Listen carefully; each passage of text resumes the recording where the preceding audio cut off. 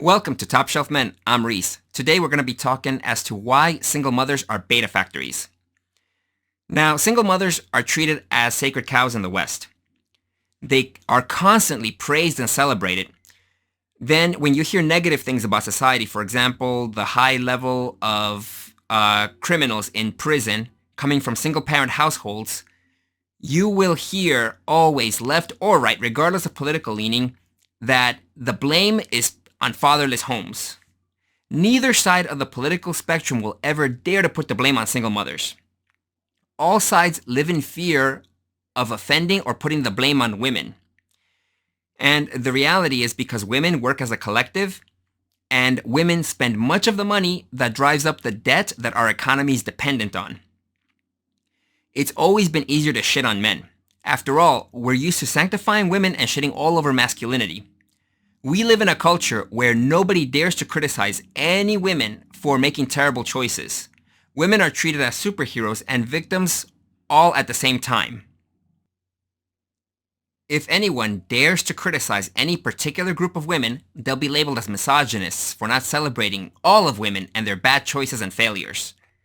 Now, we have to ask ourselves, who's to blame for the ever-increasing single motherhood rate?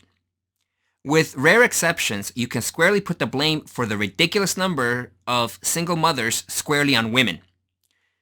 Women either make shit choices with the men they choose to make children with, or they are such entitled and insufferable cunts that they drive the father of their children away from the family. The culture is also to blame as women are told to be sluts to the point of breaking their ability to pair bond to one man. And married women are always encouraged to see the grass as greener on the other side. That is why these broken women default to cheating or monkey branching away from the father of their children anytime things get tough or they feel that they've been mistreated somehow. All of this is exacerbated by a culture that cuddles and kisses women's asses for messing up. I'm here to tell you the biggest disadvantage for any boy is to be raised by a single mother and or with an absent father. As the apex species, we have big brains and they take an exceptionally long time to develop. As you all know, we learn best by example, observing and adapting to our environments. Unfortunately, boys raised by single mothers grow up psychologically conditioned to be followers of women's whims and poor decisions. This turns these boys into the perfect little betas as they grow up accustomed to pleasing women who live in a world of ever-changing logic ruled by their emotions. These boys grow up adopting these emotional traits and are taught to self-sacrifice for their mothers, girlfriends, or wives' temporary happiness. Boys raised in a traditional household with their mother and father will learn through example about the intrinsic differences between how males and females are and how they interact with each other. If boys grow up without seeing a strong masculine father taking charge and leading the family as a patriarch, they will be conditioned to believe in an alternate blue-pilled version of reality. Now, in this blue-pilled version of reality, it is perfectly normal for a woman to be bossy, demanding, and make all the decisions. They will be taught to believe that men and women are equal, not the reality that men and women are complementary to each other. Things that are obviously false, like the blank slate theory, will sound correct to them because their mother filled the roles of mother and father in their childhood. So that's why they will think, oh, men and women are the same. They just fill different roles and they can be taught. Therefore, the two genders are interchangeable. It is the same for boys raised in households with weak beta fathers. This will guarantee that these boys will be infinitely more attracted to toxic masculinized women, also known as feminists, and these feminists will be inclined to dominate their weak-willed beta boyfriends or husbands. This also guarantees that normal, feminine, well-adjusted women will find this particular type of beta male repulsive. These betas will likely be victimized by post-war roasties looking to cash out of the sexual marketplace with their advanced age, low fertility, and declining looks. These betas, having low success with women, they will be easy to manipulate emotionally with sex.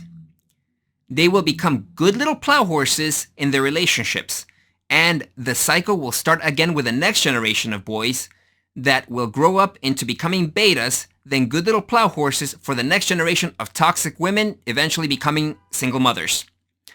For boys raised by their mothers, we are in a constant struggle to kill our inner beta.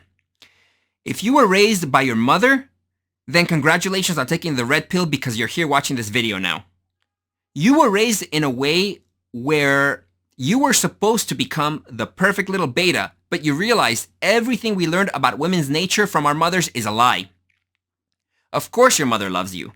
Women are solipsistic, and you were born from your mother. So you are an extension of herself, her self-love and vanity. The disconnect with reality comes from the fact that all women are solipsistic. And because you are only your mother's child, all other women are only capable of loving you opportunistically. All of them couldn't care less about your past struggles. What they care is who you are now, and they will only love you for the potential life you can provide for them. And honestly, there's nothing wrong with that. It is the way that women are wired, and this has allowed our species to survive to this point so far. Now, you must unplug and learn to love women for what they are, not the Disney Mickey Mouse bullshit we are taught about women's nature. I usually don't deal in prescriptions, but I'm going to tell you how to make your small dent in the universe. And that advice is that you must be judgmental. Start by unapologetically calling women out on their bullshit and bad choices. You can start with your family. If it doesn't have a strong patriarch, then become that patriarch. As little boys, we are taught by our mothers and female teachers that being judgmental is wrong. I'm here to tell you that is bullshit taught to us boys for the benefit of women. Call women out on their bullshit and do so unapologetically. Many blue-pilled fathers also believe that their sisters, mothers, and daughters will learn from their mistakes. This is utterly false, because the female-centric social order will simply coddle women for their mistakes with a myriad of welfare, social programs, and a mainstream media that peddle the feel-good bullshit. Obviously, have your life in order, or be in the progress of putting it in order when you call them out, so you can speak to them from a position of masculine authority.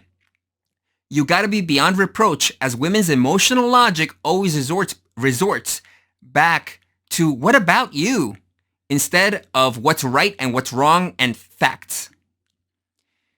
If you can at least steer the women in your family away from making stupid emotional decisions, then you'll make a small dent in the cycle of shit choices leading to single motherhood, producing the next generation of betas. You must become that patriarch. It is your masculine right. Thank you for watching to the end of this video. If you enjoyed this red pill content, leave a like and subscribe to help the channel grow. You can check the article version of this video at topshelfmen.com. You can also follow me on Twitter at Reese_Bernard1. You can find these links in the description. Now, this is Reese. See you next video.